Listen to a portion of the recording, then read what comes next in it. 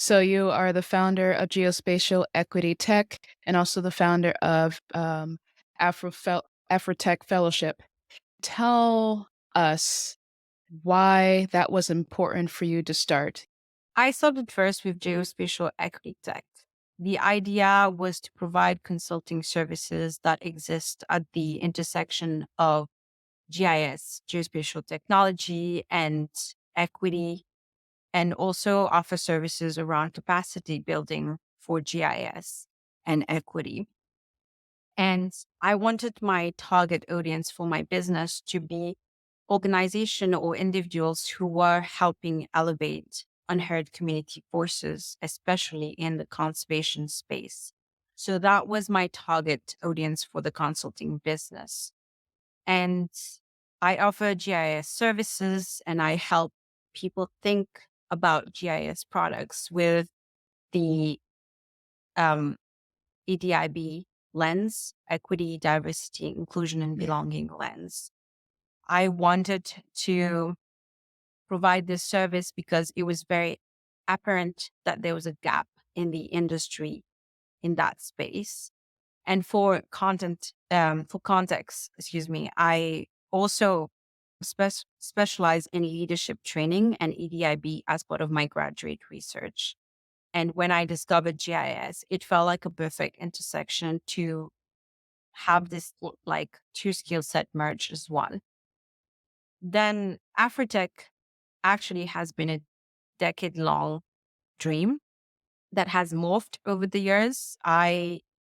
Since as young as I can remember, since I've been 15, I've loved teaching and I've loved empowering others because I have this ability to see people's potential and help orient them.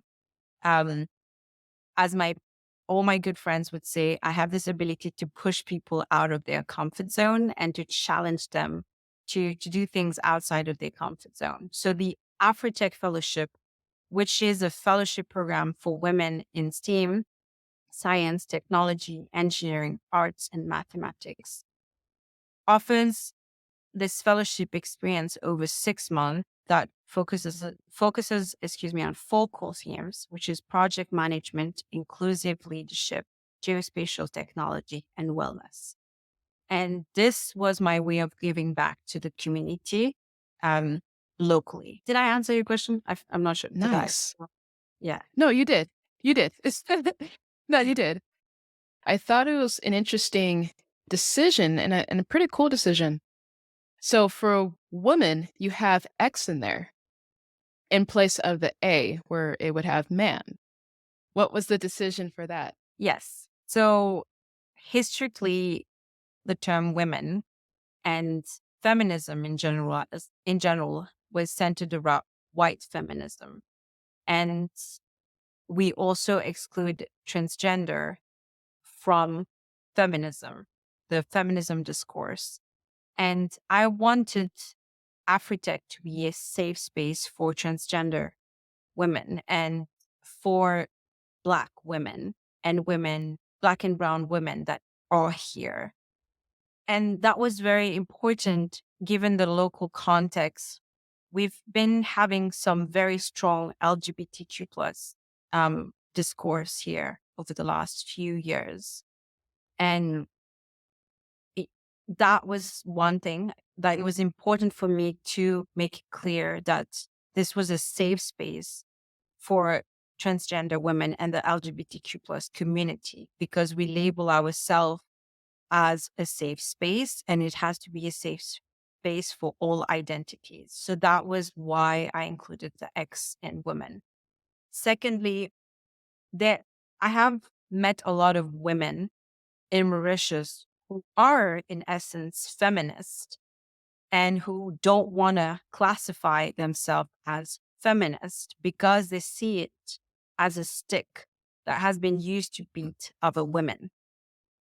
And they see feminism as this white concept because feminism has not always respected women that are religious and I come from a country that has diverse religion diverse identities. And I wanted to reclaim what women and feminism and women empowerment meant, to include more people that have often been left out of this.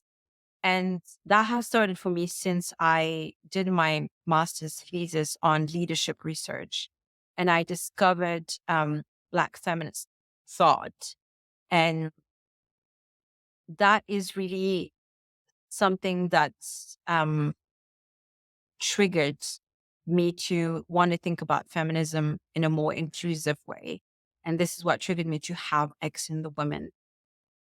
And I think it's been really interesting because there's not a single interview that I haven't given that I haven't been asked this question here locally.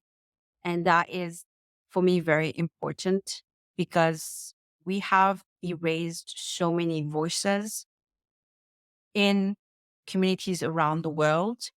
And for me, I didn't even know that the gender binary was a Western construct, and that in African communities, there used to be like some level of gender fluidity that has been erased because of the dominant Western narrative that was imposed on us when Mauritius became a French colony and then a British colony.